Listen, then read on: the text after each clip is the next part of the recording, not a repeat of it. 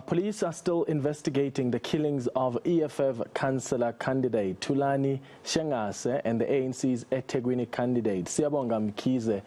Shangase was gunned down in Kaluza on Sunday evening, while Mkhize was killed in Ridge on Friday. The IFP has raised a number of concerns about further political instability in the province leading up to the November elections. The party's national spokesperson, Mkhuleko, Hlengwa, joins us now to discuss this further. Mkhuleko, thank you so much for making time.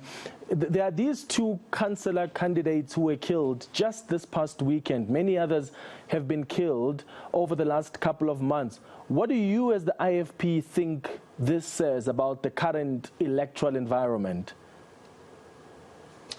Well, thank you very much, Clement. Good afternoon to you and the viewers. I think at the outset, as a matter of principle, I still yet again need to remind the management of eNCA that there's an outstanding matter between me and them, emanating out of the mosque gate in February, and that matter has not been resolved. Having said that, this matter which has brought us here today is of significant importance because it speaks to the integrity of the elections. The IFP remains quite concerned about the killing of councillors and, of course, of late now the killing of councillor candidates. The IFP wishes to extend its condolences to the Mkhize and Shangase families respectively, and, of course, to the ANC and the EFF on the loss of these candidates. However, we are concerned that if this matter is not curbed, it will lead to an escalation of tensions and the absence of visible policing on one hand, and the shortage of intelligence services on the other to identify hotspots poses a risk to election stability. And so we are really calling for law enforcement agencies to step up to the plate. Secondly, we are of course not ignorant to the fact that political instability internally, intra-party politics may be at play as well. However, we are calling for a holistic investigation into all the matters so that we can be able to deal with these issues. We call for calm and we call for maximum restraint, and we call for everybody to commit themselves to creating a conducive and enabling environment for the electoral processes, including but not limited to campaigning, to take place without hindrance. Yeah. What can be done? And I know law enforcement is an important player, but political parties can also, I imagine, play a bigger role in averting such violence and contributing to a peaceful campaign environment. I mean, some cases are really based on intra-party politics. No, of course, but what we are saying is that a collaborated approach of all the relevant stakeholders, political parties, law enforcement agencies, and the IEC is an important, working relationship which needs to be harnessed.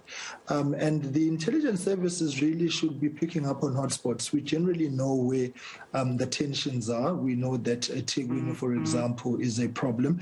The IFP recently, after the voter registration weekend, found itself having to bear the brutal brunt of ANC intolerance.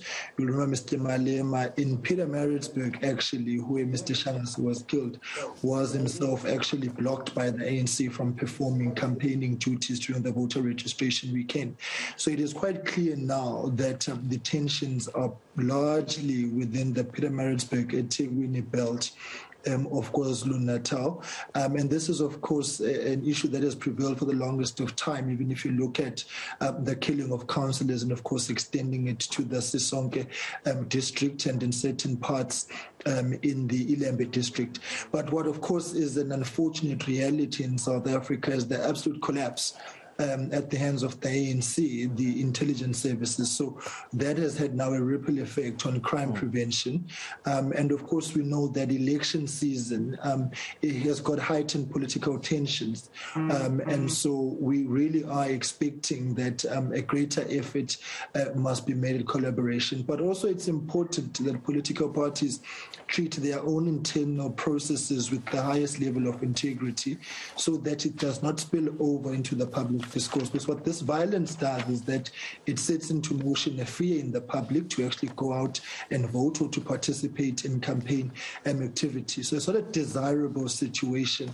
And already in a matter of one weekend, we have had 2 councillor candidates actually killed. It's something which should really raise the eye of everybody at this point in time, and for a swift intervention by the police services to actually investigate and bring these persons to book as a means of pushing back on the frontiers of this violence which is actually taking place. Because what is happening is that candidates are going to be fearful now of campaigning and engaging in political activities, which does not augur well for an election that is free and fair.